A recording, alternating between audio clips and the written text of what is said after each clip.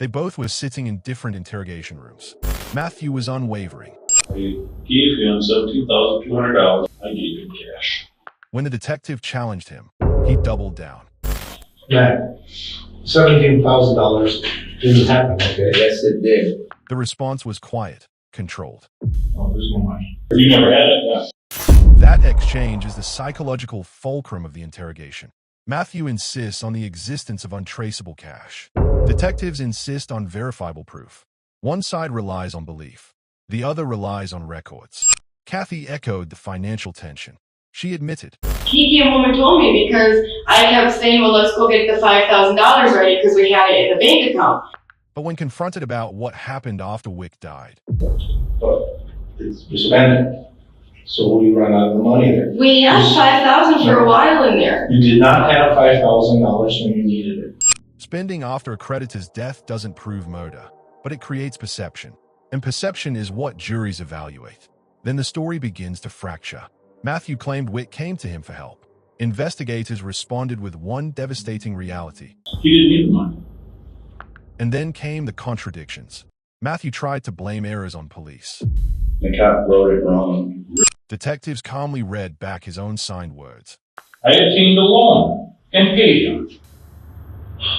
No, it doesn't. But the pertinent questions are who this evil couple is, what happened on that day. Thanks to the law enforcement for providing me this footage. Welcome or welcome back to my channel. I don't have many followers, but your single comment is a ray of hope for me.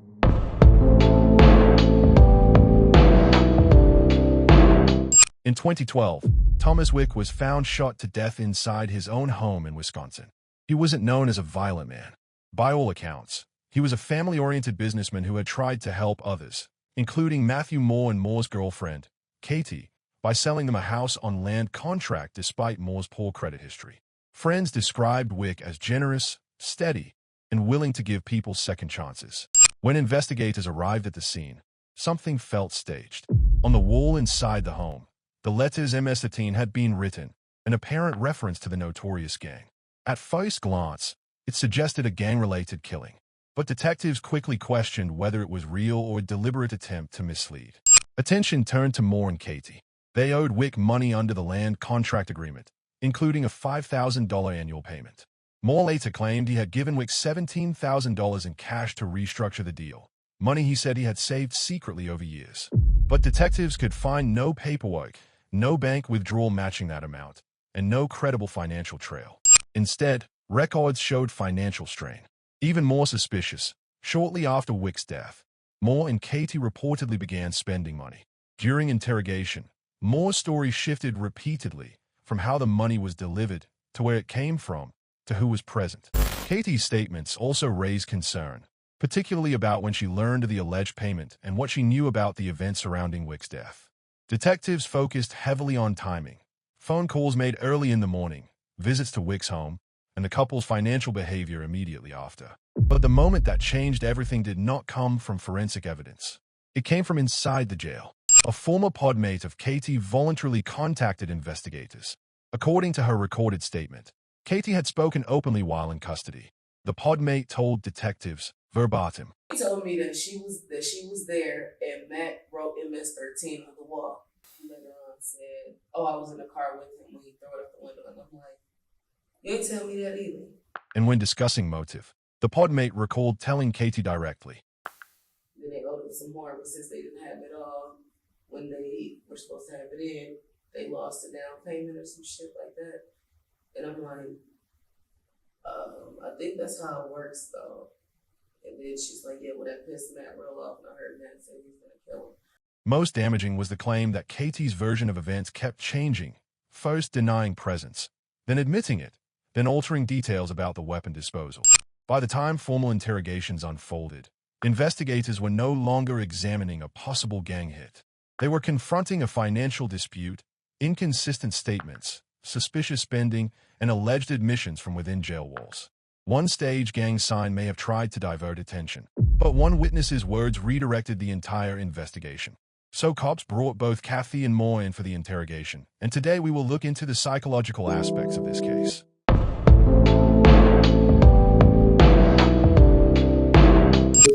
It must be our land record. I've never seen it. This is this should be your tax records. This is. I could have brought my land contract. Oh, I've got one, but I have stuff marked on it. Oh. I've got like 2 or 3 copies, that's why I was trying to, Okay. So this says, you know, that you're that Yep. owner. You're not on title? Yes, I am. We both signed Vantmore Taylor.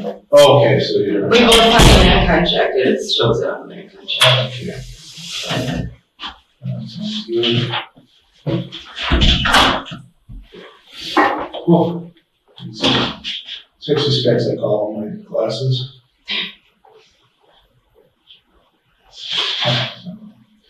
More GD. What I'm looking for is the terms of I was your. gonna say, I didn't even see any of this. This is all the legal Well, filings, okay, because when we pull up from these Oh, are all legal filings, like this is certificate of compliance. I was gonna This just say, says, so it that has stuff. compliance with all this. Well, this is our land contract, Okay, this- because that's exactly what we have. So you paid $120,500 for it, Well, not yet, but that's what we but are. that's what the buying price was? Mhm. Because we gave him 8,000 at time of closing. So the 8,000 at the time of closing, Mhm. so total, the actual sale price was 185, Mhm. 8,000 at closing. Yep. Interest rate of 5%? No. Balance outstanding, rate of 5%. That was our interest rate. Okay. And then,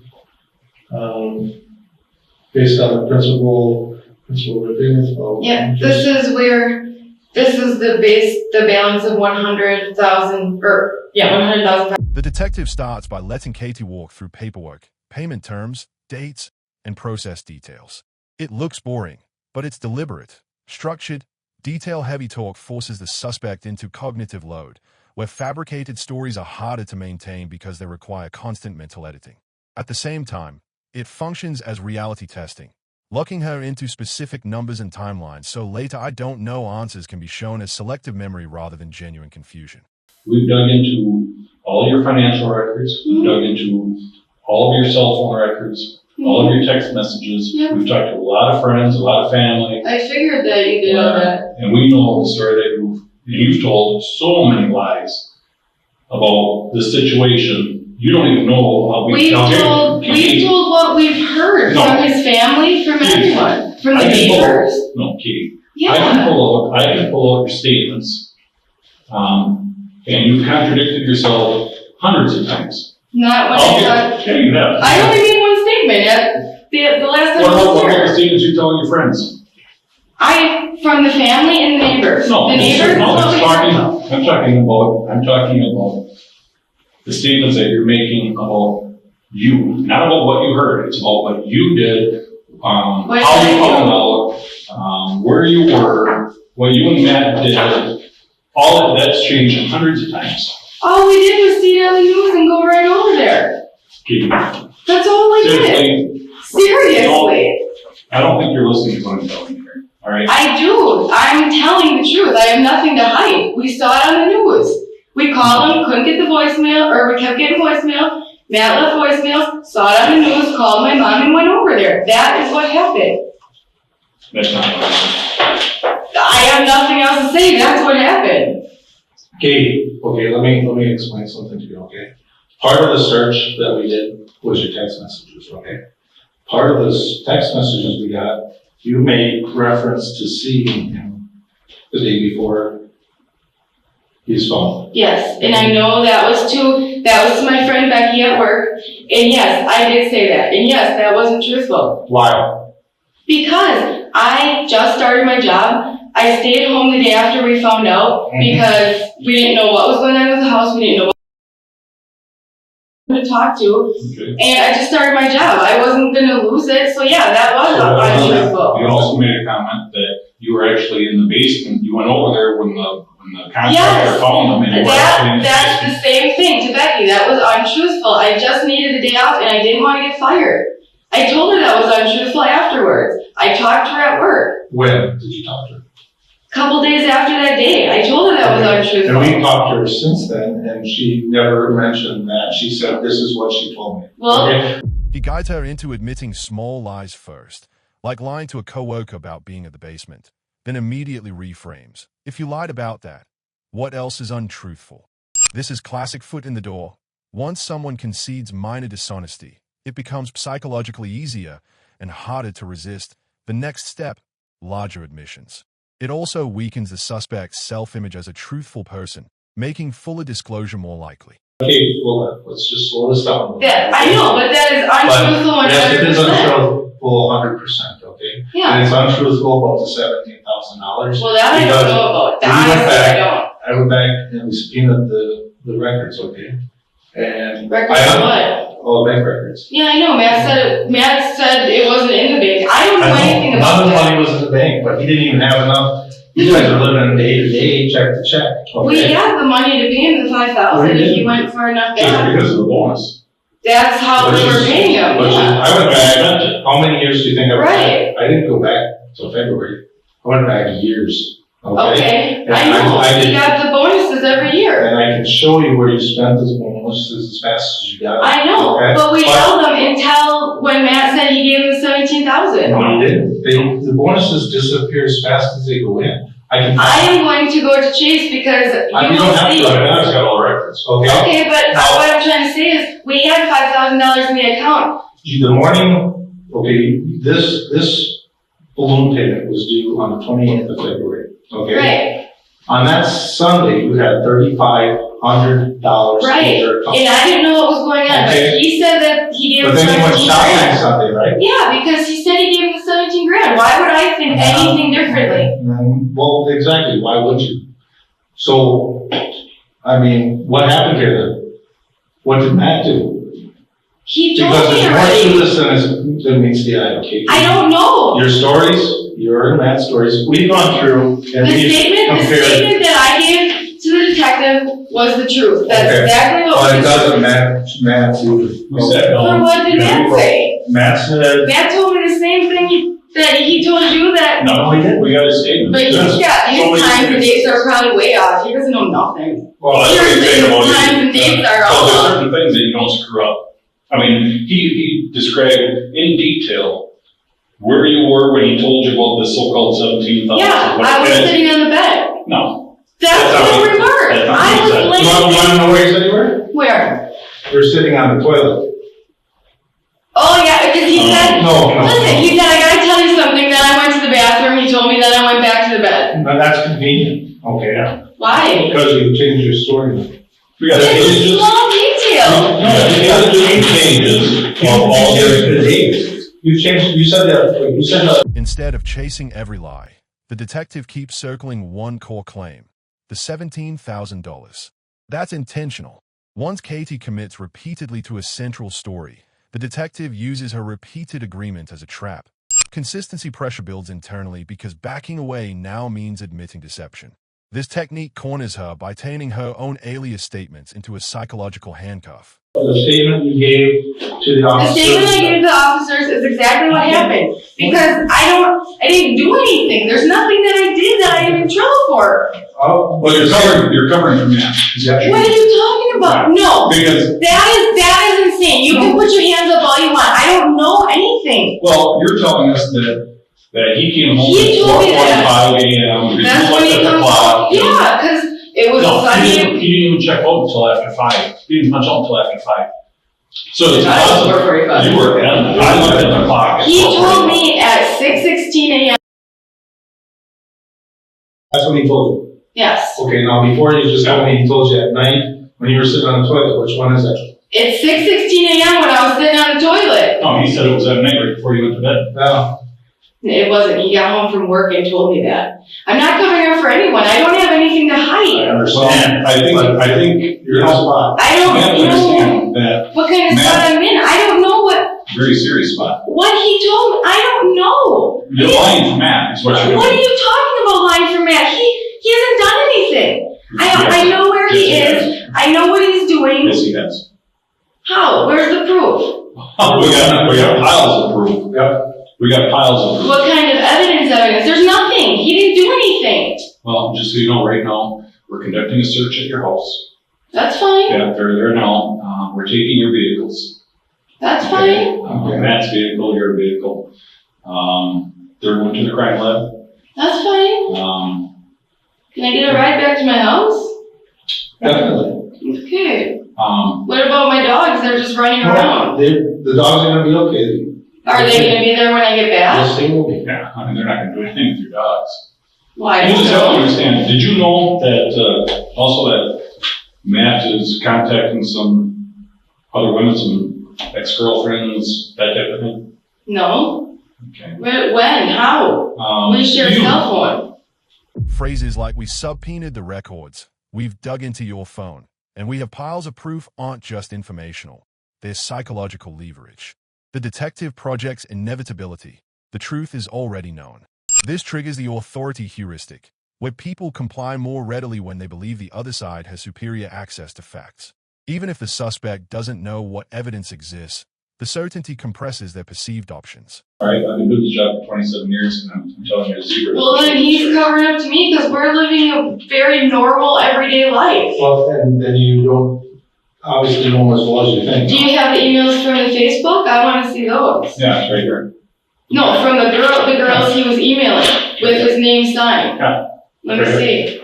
Can I just read it? Well, I'm not gonna let you, because it's got her name on it.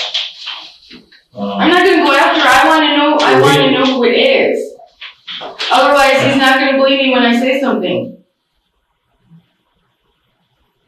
This is from his brother's Ryan's Facebook account.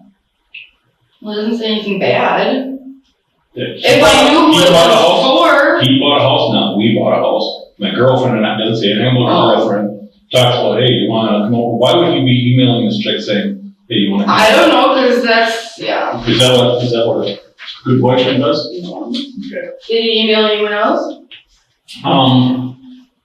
We'll get into that in a little bit, but, I'm just telling you that we understand by talking to people, Matt's not a great boyfriend. All right, no matter how much you want to stick up for him, and no matter how much you want to say that he is, and Not he's even great, sticking up for him. I mean, from how we live day to day, he's fine.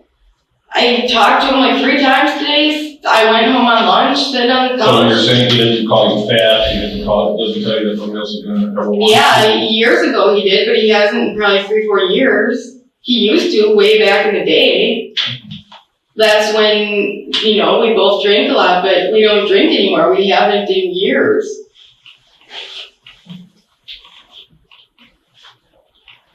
So what time are you saying that he got home that Sunday morning? Well, you said I was apparently wrong, but I do remember looking at the clock at 6:12, and then at 6:16 the story was over and we called. So you got home somewhere around sometime at 6:12 or? Well, no, he took a shower first, so it had to have been any time between 4:45 and then. He never took a shower. When he got home, he No, did. he said he never took a shower. He did. The detective doesn't demand a confession immediately. He hunts for small mismatches. Bed versus toilet, night versus morning, shower vs no shower. Who called her mom? What time the call occurred? This mirrors how statement validity approaches work. Truthful accounts tend to remain stable in core structure, while deceptive accounts drift under pressure because they are managed. Each tiny inconsistency becomes a brick in a wall, making denial feel increasingly irrational. Last week. But they just bought a house Wednesday or Thursday, so he's taking his name off of it when they move in May, he said. He doesn't live with us. Well, Katie, like I said before, okay, we've been looking at this we've been going over a lot of stuff for the last couple of weeks. That's fine. A lot of things don't add up. Right. Okay? A lot of things that you, a lot of differences in the statements, information, how he ended up over there, how this happened, certain conversations, okay? Every time somebody talks to you, it's different, okay? In looking at this whole case, we looked at it, and then we looked at you. And we talked to your parents.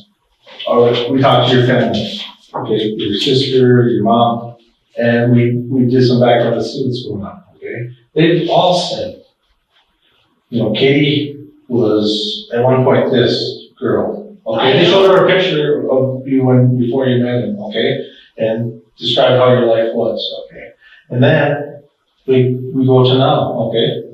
And we look at it and just to see the transition, okay? The transformation that you made, okay? You know what's scary? is in talking to his other girlfriends and seeing what happened. This is the same thing. He took bright, young, attractive, beautiful young girls, and he turned them into, people who would lie for him, steal for him, cheat for him, people who he used and manipulated. He physically abused, turned them to drugs, okay? And that's what we see. And that's what I see with you. And you know what? I see this every day. But to see it transform this many people this way, it bothers me, okay? And that is why your mom and your dad and your sister and your family is so concerned as to what's going on here and what's going on with you. They're concerned for you. And I think they have a genuine right to be concerned But for they you. tell me every day they're happy for both of us. My mom hangs out with Matt like they're friends. Because they want you to be happy and they're concerned for your safety. But I mean, we're actually doing well. The detective highlights Katie's transformation and references how her family sees her now versus before. That creates self-discrepancy, the gap between who she believes she is, normal, responsible, honest, and who the facts suggest she is becoming, someone lying, covering, drifting into crime. People experience discomfort when their identity story is threatened, and one way to reduce it is to correct the narrative by telling the truth. We were in a lot of trouble. We did do a lot of bad stuff, but the last 3 years we're doing well. Then what happened? Is Matt back to using drugs? No? Then what happened? What do you mean, what happened? I mean, you What have happened where? you When? have this perfect thing set up. He gave you a break. I mean, he gave Matt, I he gave you know. guys a break. Yeah? You got you into a new home. Had more than enough money in his house. We've been through his with a fine-tooth comb. Okay? Right. That makes up. Never happened. No. Guaranteed 100% never happened. Okay? So now we say, why is he lying about the 17,000? So we start looking back. Okay? And what happens? He gets his bonus at the beginning of February. How much did he get for a bonus? It was like 50 something. Like 5,300 or something. I don't know. Yeah. So he gets his bonus, right? And that's supposed to go for the down payment, right? But you spend it. So we run out of the money there. We had 5,000 for a while in there. You did not have $5,000 when you needed it, okay? But we So- had it the so whole now- time. But why didn't you pay it then? Why didn't you pay it when you first got it? Because it was due the 28th. Okay. And you didn't have it then. But you spent it all. That $5,000 disappears, I okay? understand that, but that's because he said that he gave him 17 in I January. didn't say that till the 26th. And then the money was already gone. Yes, because I kept everything with you, Tom. Yeah, and he said what? And he would just say, I know, I have it under control. And then that's when he told me, I gave him the money in January. Well, Well, the money was already gone. You know that when this whole thing came around on the 26th, that money was gone. And I think what happened is there was a panic that, my God, we're not gonna have a $5,000, the first installment. Lose the down Even payment. if we didn't have the $5,000 with one paycheck, we could have put it back in. We had 3,500 what do you with do? one. You spent it down. Right, but you said that what? What'd you say? Sunday, 3,500. Introducing Matt's cheating, secret messaging, and past violence is not gossip, it's triangulation. The detective is separating the couple psychologically. You don't know him like you think. Once loyalty cracks, suspects often start prioritizing self-preservation. By making Matt look deceptive and dangerous, the detective encourages Katie to reinterpret events as manipulation, creating a pathway for her to cooperate without feeling like the villain. Only time I was ever over there, I Well, stood. There's no reason for any of your No, things to be there No. or Matt's. no. Okay. I've only been there in August. That is it, and that's the only time I was there with Matt. And to my knowledge, that's the only time Matt was there. You find That's it it. odd too that, you called, or Matt called your mom and said, before it was ever released, that it was even a suspicious death. Well, come on. Man found deceased in a home. Yeah. Couldn't be a heart attack. Couldn't be a suicide. When did he say he was If he was murdered? when? Yeah. You told, you, Matt told your mom that. When did he say that? Because I don't remember. It's in your Honestly, I'm not trying to cover anything I'm up, just telling you, alright? because we talked to the captain that does the public relations. He's got everything documented as far as what was told. It wasn't even released that it was a suspicious death. I don't know. I'm not trying to cover anything up. I don't know anything about this 17,000. I don't know what happened. I don't know anything. Well, and you know Matt better than we do, right? Well, apparently I don't from what you're telling me because he's talking to girls online, so how do I I know? think you know Matt better than we do, right? Yes. Okay. Why would he come up with the $17,000? I don't know because I can't believe it. What did he tell you? How did the $17,000 thing go? What did he tell you? What did he tell you about that story? After there, and he gave it to him. Mm-hmm. That's what he told me. And where did he give it to him? At his work. Okay, do you find that odd? At his work at night, asking Matt for money who he knows doesn't have any money because he knows he had to borrow from his 401k to get a down payment, and he knows that he's struggling and that he's got this balloon payment, and he's got He's giving you a break. Matt's got all these other people he can go. These other people he can go to for money who if he needed it, he would have gone to, but he goes to Matt. I don't know. I mean, just think of this, just logically, all right? Take Matt out of it, and you look at that picture, Katie, seriously. When he says, just logically, and walks through why Tom wouldn't ask broke tenants for money, he's forcing central root processing. Instead of letting her hide behind emotion, he demands analytic reasoning. When the story cannot survive basic logic, the suspect experiences pressure to either supply missing details, which risks contradiction, or abandon the claim. Asked him to borrow $5,000, and Matt loaned him, went to the bank, got a loan, and loaned him $5,000. Right there, and then he said, well, wait a minute, I want to change that story. Well, no, he told me that he told me that the cop was being very vague. Oh, okay. Or he wrote it vague and You have to wrong. understand something. The officer that took that statement, he's been an officer for almost 20 years, and that story is so, I mean, I can see maybe the officer making a strange, maybe miswriting something like gave instead of loan or something like that, because we always call it that, and then you cross it out. But that story, come over to your house, asking Matt to loan him $5,000, and Matt actually going to a bank and loan and getting the money. That's not even close to the story that he ended up giving to the officer.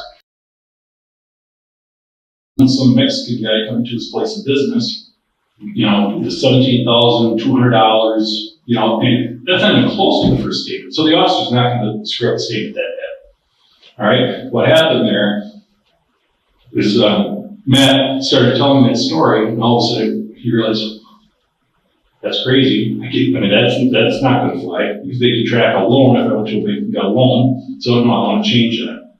All right, that's where Matt screwed up. Is he started talking before his mind got caught up.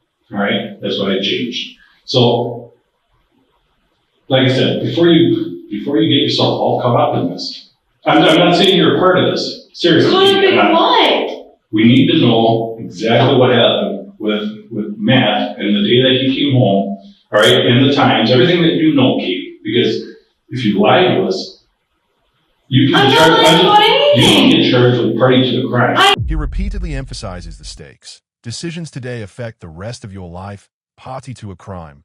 If you lie, you can get charged. This leveraged loss aversion. People work harder to avoid severe losses than to gain equivalent benefits.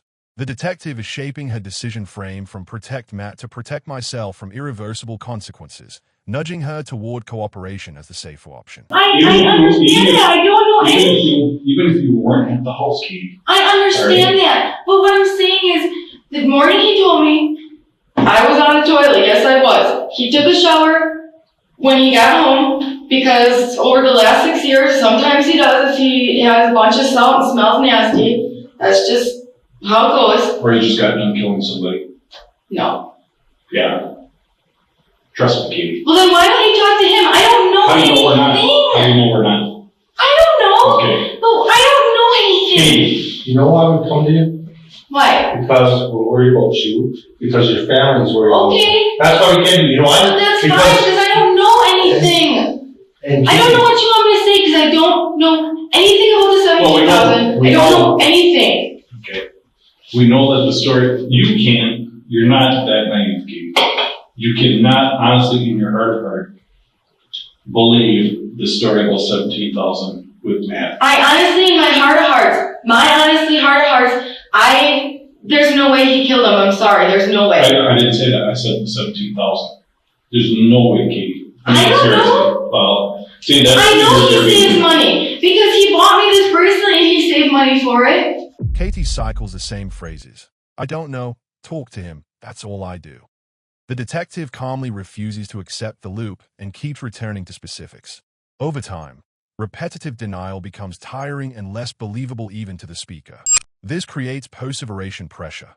Maintaining the same defensive script under relentless, calm questioning drains mental stamina, making slips and unguarded corrections more likely. Well, obviously he didn't save it, then he spent it, right? Well, If he saved saving it for that. saving $100 and spending it next week is not saving it. But he was That's not saving saving. for a while. This wasn't $100. I'm not saying it was, that's an analogy. Okay. Right? That's not saving money. Okay. And there's no reason, if he actually had that money, there's no reason he went to put it in a bank. And there's no reason that he would have had it in your house and you not find it.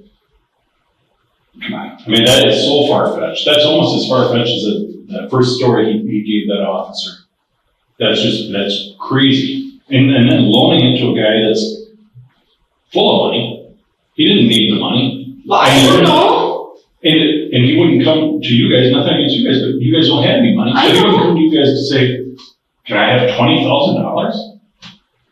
That's ludicrous. I don't know. I don't know anything about it. All I know is what he came home and told me that night. That's all I know about the whole situation. That's it. And we know that this whole story that you fabricated about 17,000 isn't true. That's not a fabricated story. Yeah, it is. It's not. 100%. No, it's not. 100%. No, it's not. We subpoenaed all your bank records, phone records, Okay. you name it. 17 grand is, I told you Yes. it wasn't in the bank. it doesn't matter. Never. You never had it, yeah. The problem is, everything Katie knows comes from the same source, and that source is about to be tested. Why would I ask questions? I trust him. We've been together for 6 years. Did you see him get rid of any clothing since that happened? No, I know he hasn't, because he goes through a routine of clothing, and I do all the clothing. We share a closet. I wear some of his clothing to work, to Oxford. You say you trust him, you've known him for years, but you don't trust him. You know that he's been flying around on you. Yeah. Well, I You know always that think he he's does. trying. So if you trust him so much, you wouldn't have those doubts, right? Well, I only did because he was hanging out with his brother. And his brother's a loser. You were close to your brother? Not after he sent me to prison. I mean, he didn't really send me to prison, but So right now you're not close to him? I'm trying to rekindle our friendship, but he drinks a lot and he's got a lot of DUIs, and whenever he wants to hang out, he wants to go to a bar and he wants to drink, and I don't got time for that. I work too much. So all of his friends smoke pot and drink and party, and I don't got time for that. You can't go to work hungover. You can't. So how do you explain all of the discrepancies and inaccuracies I can't believe this. in your statement? You guys are crazy. Oh my God. Confidence without proof only works if the story never changes. Unfortunately, his story changes constantly. The date of the murder, that it's strange that he comes and wakes you up or whatever and tells you about this fictitious $17,000 thing. No, because we were supposed to be owing them. I'm telling you, it's not true. I'm telling you, it's not true. And all we can do, Katie, for you is we're trying to open the door for you. That's all right? fine. I don't know anything. Well, I'm saying I'm not covering up. I don't know anything. He told me about the 17,000. That's all I know about it, and that's that. That's it. But he told you after the fact, okay? After what? after Tom's dead. Dead, he tells you that about the $17,000. What if it's coincidence? I don't believe in coincidence. You didn't explain it because I don't know.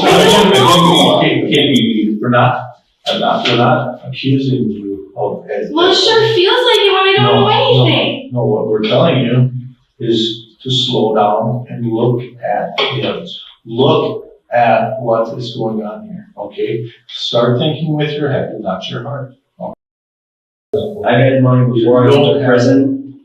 I had a lot of money before I went to prison put away, hidden at my parents' house. You guys didn't, I didn't have money in the bank accounts. I never kept my money in the bank. It wasn't 17,000, okay? But I can tell you that right say, now. I don't know. Katie knows it. Katie told us, no, he wouldn't have that money. And you know what? Your spending habits even show that, okay? This wasn't just a financial detail. The $17,000 was the foundation. If it wasn't real, the motive suddenly becomes very real. What we're telling you is to slow down and look at it. Look at what is going on here, okay? Start thinking with your head, not your heart, okay? That's what I'm asking you to do, okay? You're an intelligent young woman. You obviously know a lot about how life goes. You pretty much run the finances according to Matt. You run home strict, okay? You're a detailed person. Would it make sense for us to talk to a detailed person? Okay? Now, looking at this, why would Matt all of a sudden on that day, why would Matt all of a sudden come up with this $17,000 thing? Why would he? Okay?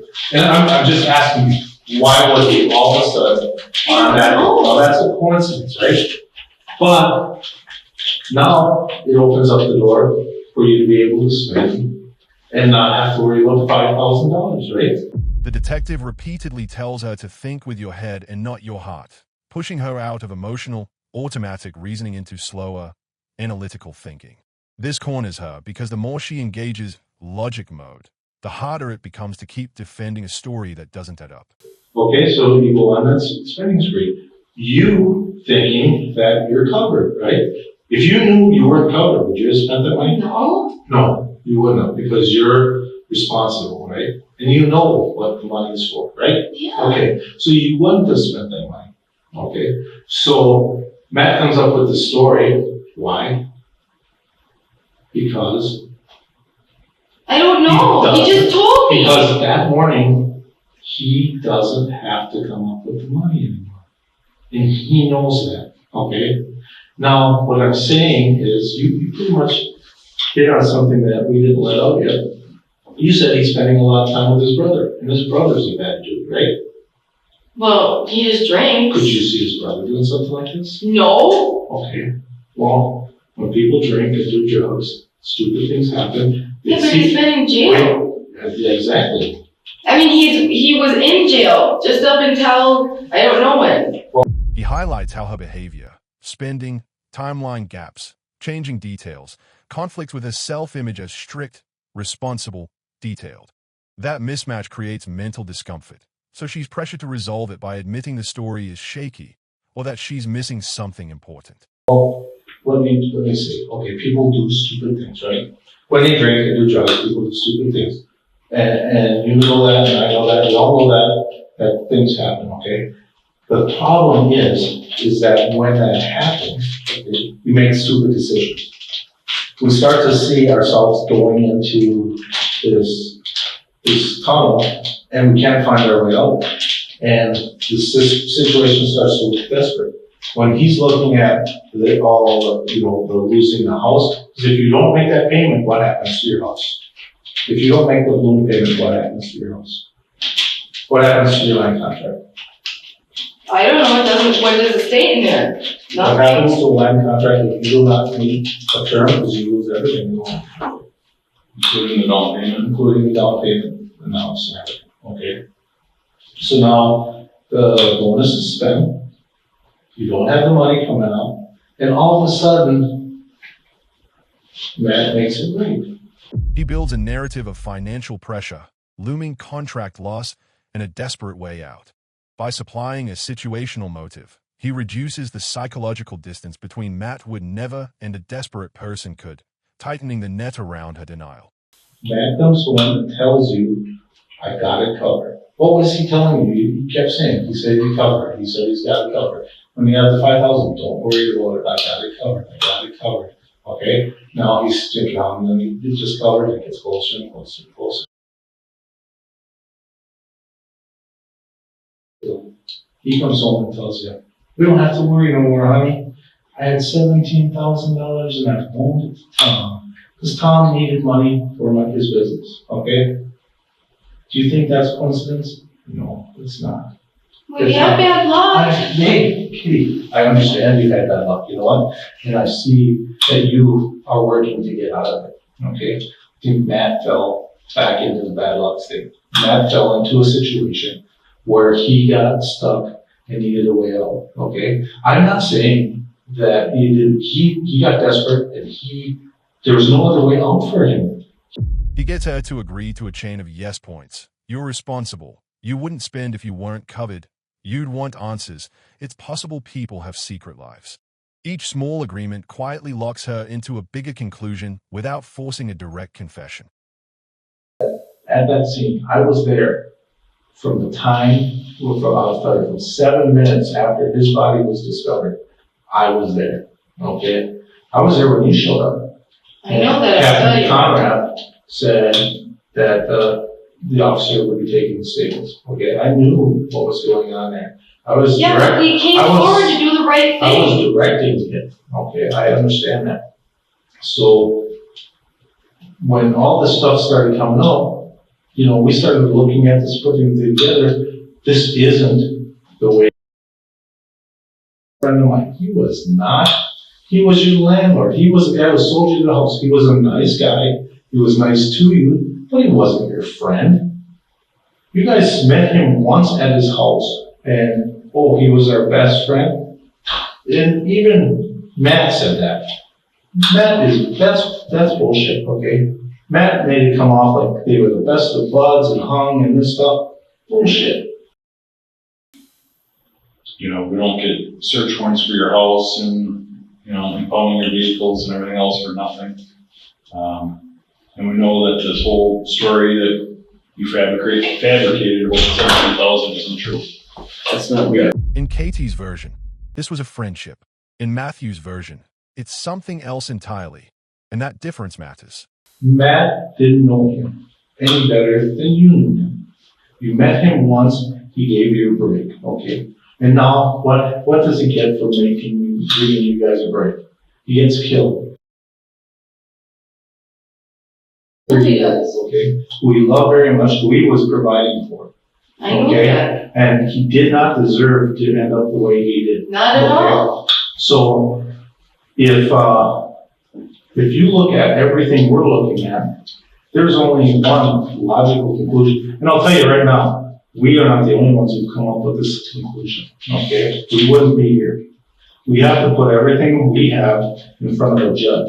The judge has said there's enough probable cause here to search your house. There's enough probable cause here to seize your vehicles. There's enough probable cause here to take possession of your vehicles and send them to the crime lab. That doesn't happen. That does not happen unless. And then what if you search our house and our vehicles and there's nothing? Are we Then gonna what? find nothing? I would think so. We're gonna He references warrants, probable cause, vehicles seized, crime lab testing, signaling the case has already cleared serious thresholds. That corners her psychologically. If judges and labs are involved, her nothing is happening stance looks less credible and more risky to maintain. Mhm. What do you mean? You mean you're gonna put it there and find it? There's nothing in the house that We I don't need to know do about. We don't need to. You may go after someone else you don't know about. Well, why would there be? Well, supposedly there was 17,000 in your house you didn't know. I didn't know about anything like that. But Katie, Something is going on here. Do you agree with me that something Records exists? No, I don't. You never saw this before. No. What is that? I just asked a question myself. Now, what That's not my phone, so I don't know whose that is. is the logical conclusion? You tell me what's going on. Don't you think it's weird? Yeah, Don't you but think I it have is? no reason to think that he would kill him. He didn't. I mean, Then why who- would I think that? Tell me who did then. I don't know. Tell me who this every. But why does it matter? Because everything's pointing at him. There's all the discrepancies in this. Because he had the most to gain by his death. Nobody else had anything. Matt, we've spoken to everybody else. He's had contact with. $5,000 is not worth It's 20,000. that. How about Yeah, but it's- how about $128,000? $5,000 every 4, whatever, that's not But worth actually, it's it. 20,000 plus, well, the 8,000 down payment. So Right, that's not worth it. Why? Well, You're right. You're right. You're right. for you and I on the It's not worth it. Why would it, no one What would if, feel what good if for Matt's that. looking at it different? What if Matt's looking at it different? I highly doubt that. You don't think so? You don't think he's looking at it in a way of, I'm gonna lose my house, I'm gonna lose everything I've worked for, we love this house, I'm No, gonna lose Katie? No. Would he have lost you if he lost the house? no, You would have stayed with him. yes. He keeps certain details vague, things we're waiting on, stuff coming back. We're going to find something, which forces her mind to fill gaps with worst-case possibilities. That uncertainty makes just stick to the story feel dangerous. We've had a lot of rough times together. Mm-hmm. So you'll stay with him no matter what? No, but I mean, if we lost a house, that's not the end of the world. What would it take for you to leave him? I don't know. What would be a scenario? I don't know. I don't know. Look, you guys are throwing a lot of stuff at me. I don't know right now. All I know is I don't know where the 17,000 came from. I don't know anything else except what he told me. I need to go home and process this. I don't know. So he made this all up, and you don't know why he made this all up. No, I don't know anything. All he did was tell me that. I understand he told you that. I'm not trying to lie. I'm not trying to cover anything up. I don't know. I don't think you want to believe. I don't know. Because The thing is, why would I believe that? I don't have any I proof. wouldn't want to believe somebody I thought I knew, somebody close to me. I don't have any proof of anything. Why would he do that? He wouldn't. Exactly. Why would he do it? He goes to work and he comes home. Haven't you checked his punch cards? Yes, we have. Okay, then you'll see. He goes to work and comes home. Does he come home? How do you know? Do you know every time he punches out? Have you checked his punch cards? When he comes upstairs, he plays his video games. He comes home in the same clothes that he leaves in when he goes to work. How tired can you be? How beat can you be? Barely walking. It's pretty hard. You can ask Katie, when she pulls me out of those stores, I'm falling asleep in the stores. If you'd walk next to me, you'd see me walking, dozing off. Routine can feel like innocence, but routine can also be rehearsed. That a lot of this raises questions as to what in the heck happened and what in the heck Matt did. Okay, that's my answer. A lot I of this stuff, understand. because it's obvious to me that there's a lot of things going on behind the scenes with Matt that you don't know about. Okay, I hope that you won't get dragged into this. I want to tell you there's a lot of stuff we're waiting on right now. There's some things that we're waiting on that are coming back. We didn't just pick to take this stuff today because we could have. We did it for a reason, okay? Everything we do has some things that's going to play out down the line. And I'm going to tell you that straight up. We've got stuff at the crime lab, okay? The biggest thing everybody looks for, what's everybody look for in crime scenes? DNA. Exactly, DNA. Okay, I'm going to tell you this. No, everybody thinks I wear gloves. I don't have to worry about DNA. They all think everybody thinks they can do a perfect murder. Okay, people thought I could get away with this, I could get away with that. This DNA has come so far, literally. I just left my DNA and go, that's how far it's come, okay? It's called touch DNA. With gloves on, doesn't prevent it, okay? It doesn't prevent it. You see on TV, all the wear gloves are going to have this, it's there. And I'm gonna tell you, we've got touch DNA in this case. We're just waiting for it to come back. I'm I glad. know when it's gonna come back. I want to know. I want you to be prepared for where it comes back. You've already told us when you guys were in the house last, okay? So without knowing it, you gave us information, okay? You probably thought, well, that's dumb. Why would I, August was a long time. Exactly. He vaccinates against her future excuses by warning that touch DNA and forensic returns will decide the story. By planting that expectation early, he weakens later denial, because she's already been mentally prepared that evidence can contradict her. So if we find Matt's DNA in there, or your DNA in there, or so-and-so's DNA in there, when we know what's not supposed to be in there, what's the conclusion? Right? That's what we're preparing for. Okay? That's where it's gonna go. That's what we're preparing for. Okay? So Katie, you are always free to leave, and you are free to leave. But I don't want you to think I'm lying because I've done it. I don't want to think you're lying either, okay? You know how I work? Proof. I know. Okay? I don't sit here and judge you. I don't sit here and say, she's lying. You know what I say? I get the information you gave me, and I go back, and I look at it, and then I have to decide and look and try to prove right or wrong. At this point, this isn't suspicion. It's accumulation. Judges don't sign off on feelings. They sign off on evidence. The problem we're having, as we brought up before, is all the other stuff that came up, okay? All the other stuff that happened, okay? The lies to your workers, the lies that I saw. I mean, you basically put yourself with him the day before you murdered. I know, and I know that I lied because I just started my job and I didn't want to lose it. I like my job and they like you there. I know, and I didn't know what else to do. I didn't know what to do. And that's And I know I was wrong to lie. I know that. So, but then see what that does for me. It makes my job difficult. Okay? Because I'm sorry. Now you're asking me to trust you. And I'm sorry. And it's hard, isn't it? And it's hard. So, But I haven't been there since August, so my fingerprints and the DNA aren't going to come back anywhere. Yeah, that's good. And that's what I pray for that. You know why? Because I don't want you. You know why? Because you remember when I told you about talking to your family? We did. I figured Remember that. when I told you about your mom caring about you? She does. I know Your that. sister, she does. Okay? I know that, but I don't have any part of it. I didn't do anything. And we weren't looking at you as having part of it. We want to know how much Matt told you. That's all Matt told me.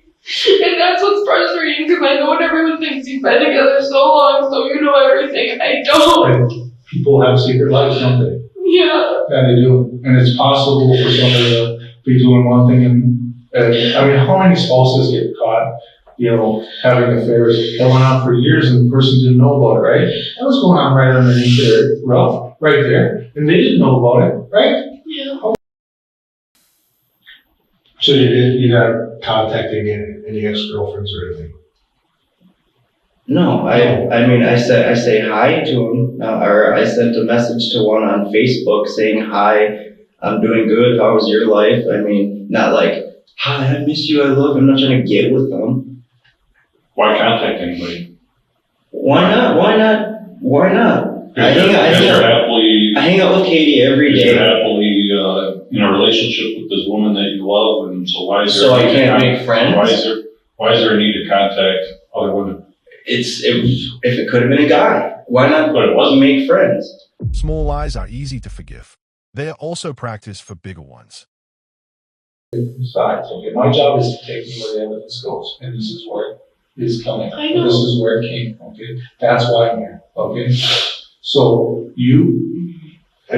as to what went on here today, you gotta understand that there are discrepancies in the way things went down. Between you and Matt, there are some huge. There's huge ones. Exactly. And that's what makes me mad because since I've known him, he's never right with dates and times. Yeah. So then it makes us seem like we don't know our It's not only stories. the dates and times, it's the It's everything. It's I don't everything. even know It's that. It's the contact with his girlfriends. I didn't it's know his that violent either. past. I mean, what he did to that girl, you know what? I'm concerned. I don't want that to happen to you. You know him better than I do, and if you feel comfortable, that's up to I you. do. But I'm telling you, I do not know him, and except for what I've read. And this isn't just opinion. This is fact because he's been convicted of it. Okay, what he did to that girl, she's 17 years old. Okay, he minimized what he did. Why? I wouldn't want people knowing what I did. I know. But you know what? He's got the temper. He is a violent man. He can be violent. He's proved that more than once in the past. Okay, and it could be him and his brother get together, and that's a bad mix. Okay. The problem is when people get into things, drinking, drugs, things like that. You know that. I see it. They lose the big picture. They get tunnel vision. They see a problem, and the problem is probably easily solved, but it becomes unsurmountable because they can't see past the problem. They can't see all the, right? That's where people get into trouble. He labels her as intelligent, structured, and responsible, then uses that identity to ask why she'd accept a bizarre cash story. The trap is subtle. Once she accepts the "I'm a rational person" identity, staying aligned with an irrational explanation threatens her own self-definition. So Katie, you understand where it's coming from? Yes. Okay. And, I mean, if you know something, are you willing to help us out with it? Yes. Okay. That's all I can ask for, okay? The And biggest. that's why I'm crying. I'm frustrated because I don't have anything to tell you. I don't know nothing. And I'm sorry that I had to put it to where I did, okay?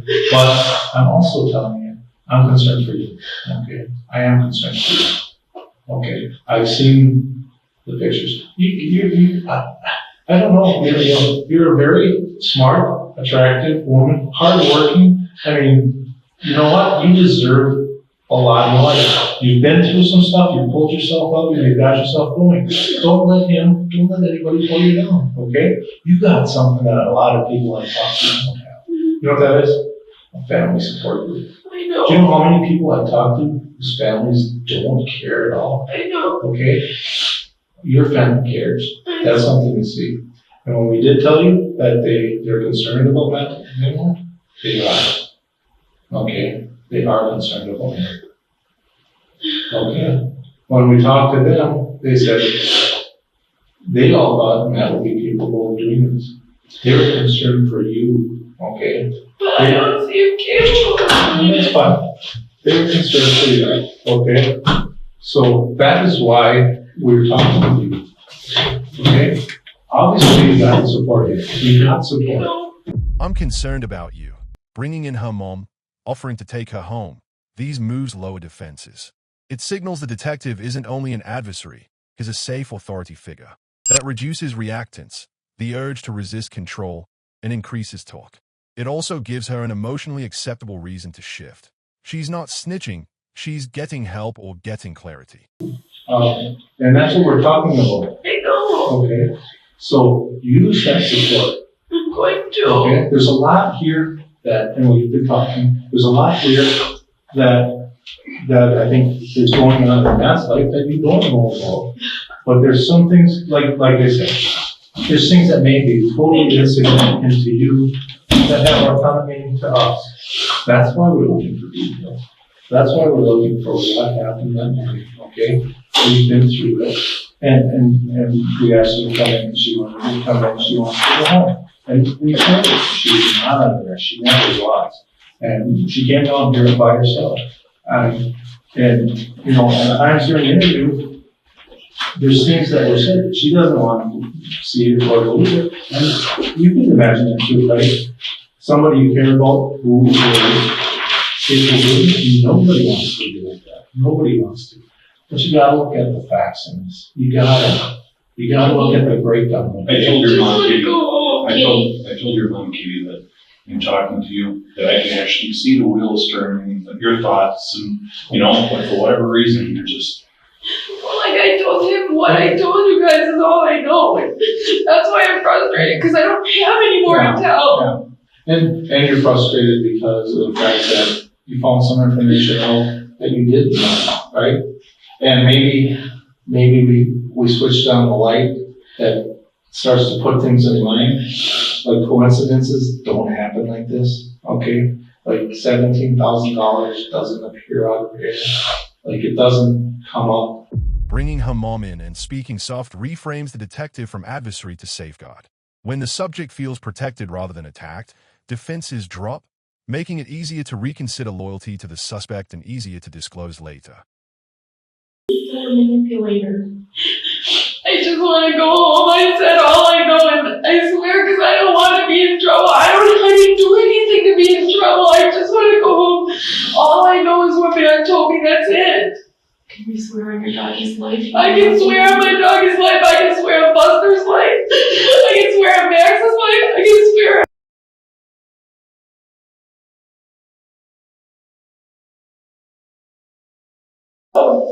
And you know how much I love those dogs and those two kids. That's all I know. How did we ever get here? I don't know. But I don't know. I did not do anything. I wasn't his most doggiest. I don't know anything but what he told me that day. I don't. I would tell them because that's a very horrible thing that happened. It's worse than horrible. I have a heart. I don't tell. I don't know anything about. And you know me. If I knew something, I would be cocky and stupid. I don't know anything. The reason everything's badgering you so much is because we know you've covered for him before for stupid things. I know, but this is more than stupid, Mom. I changed my life. I don't have a time. When I was in prison, I did an anger management class and I learned so many awesome techniques to get rid of anger. When someone pisses you off, I smile and look the other way. really. Yeah. I learned, they teach you that. They teach you pressure points. They teach you how to flush anger out the other way. If $17,000 truly changed the contract, there would be paper. There isn't. Serious. I don't know anything else, sir. I don't. What do you plan on doing in the future? I mean, as far as you plan on going back and living with Matt? Do you plan on? I don't know. I don't know right now. Honestly, I don't know. I mean, that's something that you should probably discuss. I know, but I don't know right now. This is all like. I guess that was a more of a question for Mom, I guess. I mean, it's Well, we still have to talk. I don't know. I know. Katie, What? it's all set up, okay? What you're gonna do is you can go out there, just pull up to the driveway, okay, and maybe you can go out, you can't go in the house, okay? No, we got the dogs, I made it straightforward with you, right? Okay, that's the way it is, we sat there and I told you, this is what it is. The biggest thing is that if what you told me is true, you don't have to worry, right? I'm not. I'm Okay, just but frustrated. if you lie, then you have to worry, I know. okay? The biggest thing is that we understand that and we know that. I know. So now we got the captain line, we got Katie's mom line, Katie's lying. Katie's line, the officer's line. Yeah. That wrote the statement, You guys are something, man. And you lie for Carlos. and that's right, you lied for Carlos because you didn't want to get him in trouble. When every other person becomes the liar, it's usually because the truth has nowhere left to go. The house is done, or how does that work? Your cell phone? Okay. But you're not gonna go back by him. Okay, but I can go when he's not there to get my clothes, is what I'm saying. Only if one of these gentlemen are with you, that's my rule. Okay, but I'm Because just you know what? asking how this This works. is getting Mom. down to the wire, Katie. I know that. I'm trying to figure out how this works. And if he I will let thinks you know what you're, else is released. You can call me. if he thinks you're gonna say anything, you're in danger. And you know that. About what? If he thinks you're gonna say anything to the police that's gonna get him in trouble, I know. you're in danger. I know, Mom. You're not going back to that house or seeing him I don't with have one of these anything gentlemen. to say. Okay, I'm Gotta telling feel you. school Okay. weekend, you know, I afraid just that he's need gonna to go. punch This is you. all- He I know. obviously- This is all too much. I just really have to go. Stop. Listen to me. I want my dog. Listen to me.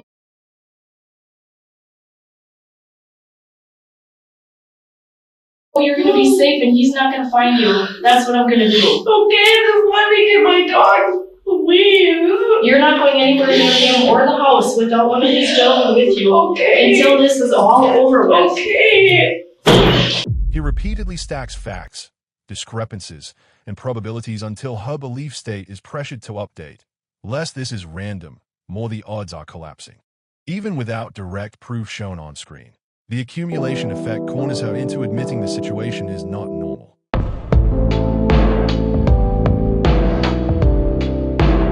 In the case of the 2012 murder of Thomas Wick and the related offenses, Matthew Moore was sentenced to a lengthy prison term following his conviction. A Brown County judge sentenced him to decades behind bars for his role in Wick's death and other charges, reflecting the severity and premeditation of his actions. In one of the reported outcomes, Moore received a sentence totaling 53 years in prison followed by 28 years of extended supervision for the crimes he committed, including the shooting death of Wick and involvement in other related offenses. In another account of his plea agreement and sentencing, he faced 40 years in prison and 20 years of extended supervision for the Wick homicide, plus additional sentences for other related charges in the case. These extensive terms illustrate the legal system's response to the violent crime and efforts to ensure accountability and community safety through a substantial custodial sentence.